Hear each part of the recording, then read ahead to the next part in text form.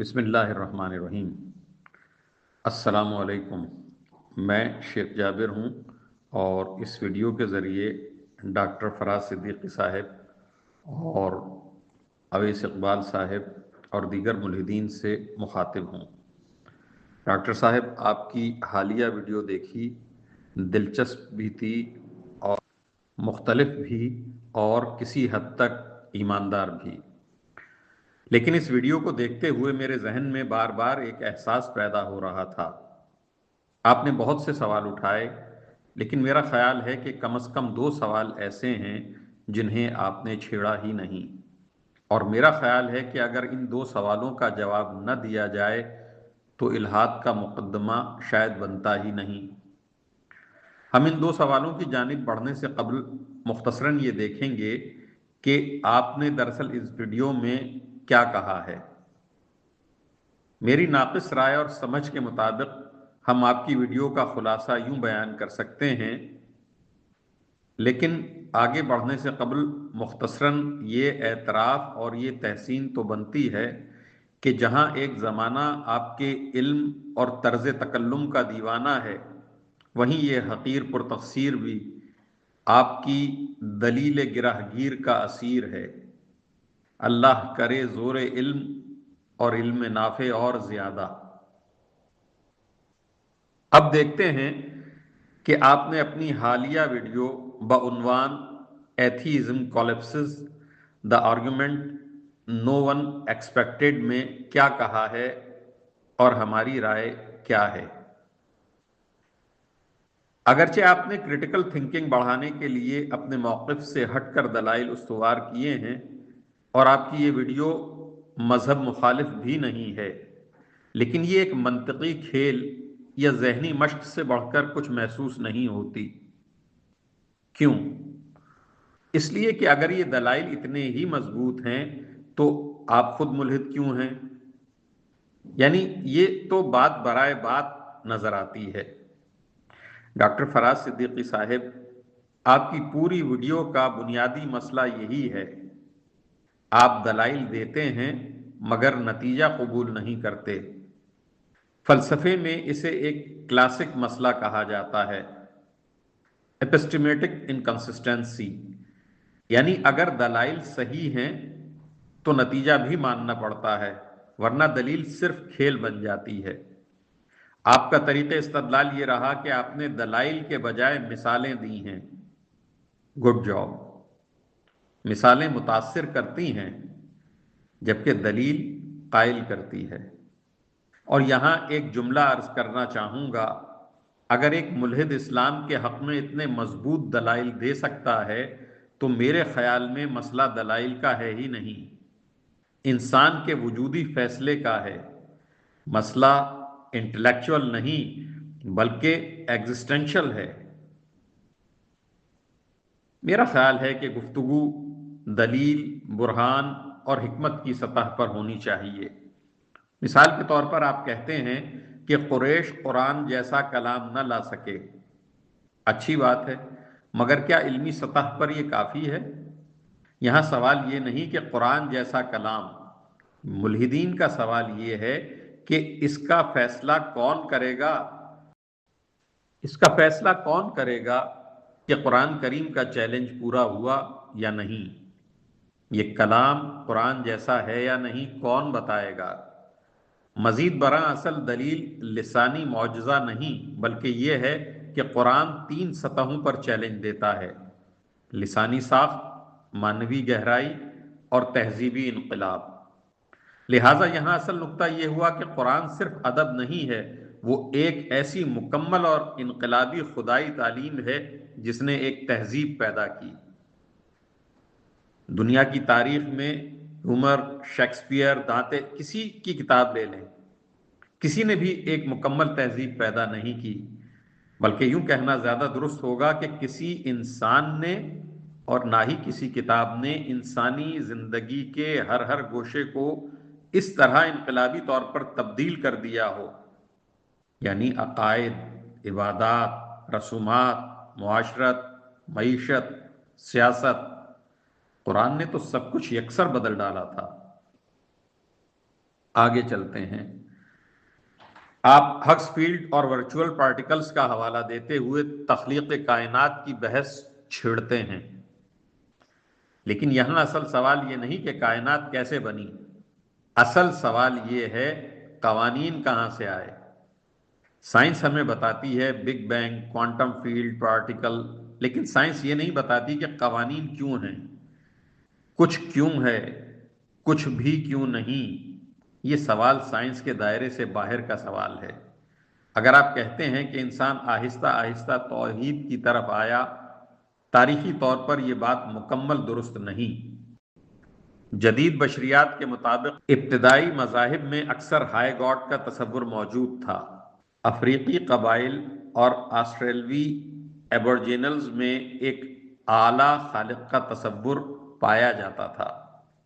اس کا مطلب کیا ہوا؟ یہ کہ انبیاء کا تصور زیادہ منطقی معلوم ہوتا ہے۔ حضور صلی اللہ علیہ وسلم کی نبوت کے حوالے سے آپ کی ویڈیو کا حصہ سب سے مضبوط ہو سکتا تھا، مگر اسے کمزور انداز میں پیش کیا گیا۔ میرا خیال ہے اصل سوال یہ ہونا چاہیے تھا کہ حضرت محمد صلی اللہ علیہ وسلم کے بارے میں 3 امکانات ہو سکتے تھے۔ وہ جھوٹے تھے، فریب زدہ تھے، یا وہ سچے تھے۔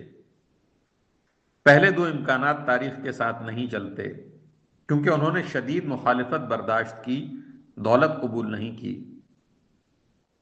اقتدار کے بعد بھی سادہ زندگی گزاری۔ تاریخ میں جھوٹے مدعی عام طور پر اقتدار یا دولت کے لیے جھوٹ بولتے ہیں، یہاں معاملہ مختلف ہے۔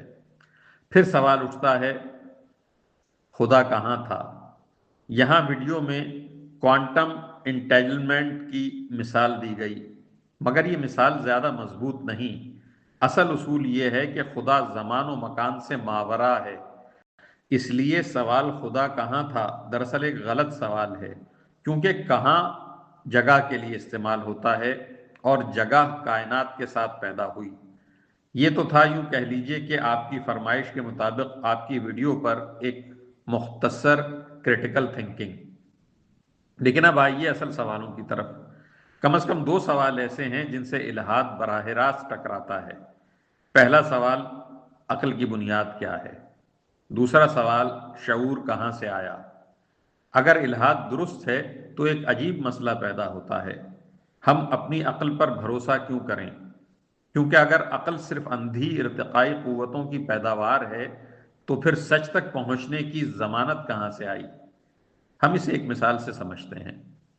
فرض کیجئے جنگل میں 2 انسان ہیں، سامنے ایک شیر آ جاتا ہے۔ ایک انسان سوچتا ہے شیر خطرناک ہے، بھاگنا چاہیے۔ دوسرا سوچتا ہے شیر مجھے گلے لگانا چاہتا ہے۔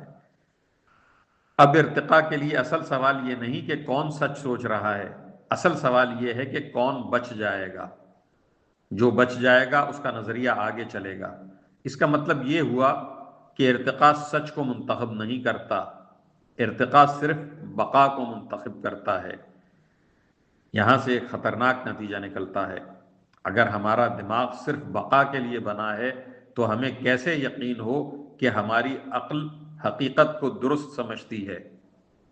اور یہ سوال کسی مذہبی ملا کا، کسی خطیب کا نہیں، بلکہ یہ جدید فلسفے کا سوال ہے۔ امریکی فلسفی ایلون پلانٹیگا نے اسے ایوولوشن آرگومنٹ اگینسٹ نیچرلزم کہا ہے۔ اس دلیل کا خلاصہ بہت سادہ ہے۔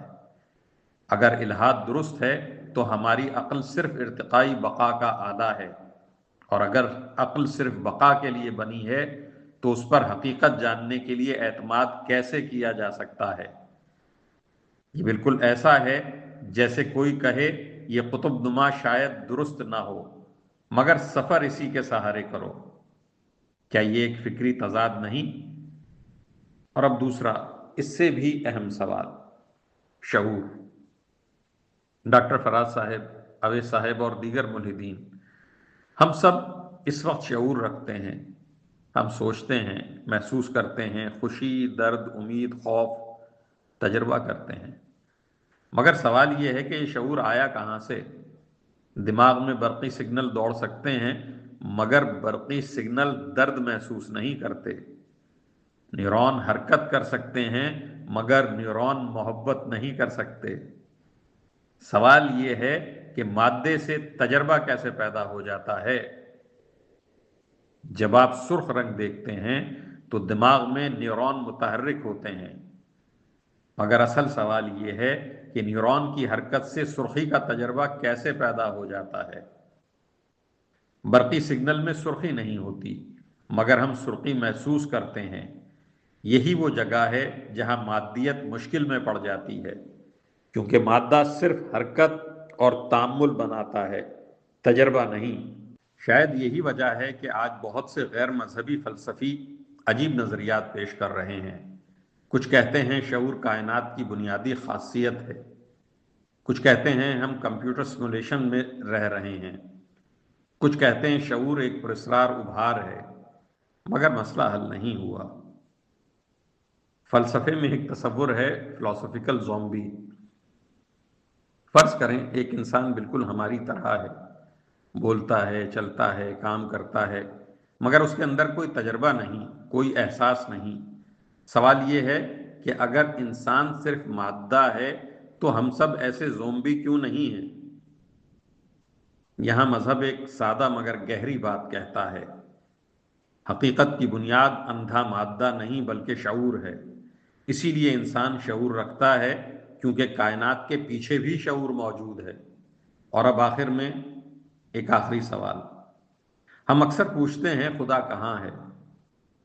لیکن شاید اصل سوال یہ ہے، اگر کائنات اندھی ہے تو سچ کی تلاش کیوں؟ اگر انسان صرف مادہ ہے تو شعور کیوں؟ اور اگر عقل صرف ایک ارتقائی حادثہ ہے تو ہم اس پر یقین کیوں کریں؟ شاید اس پوری گفتگو کا خلاصہ ایک جملے میں کیا جا سکتا ہے، اصل سوال یہ نہیں کہ خدا کہاں ہے، اصل سوال یہ ہے کہ اگر خدا نہیں تو عقل پر اعتماد کیوں اور شعور کہاں سے آیا؟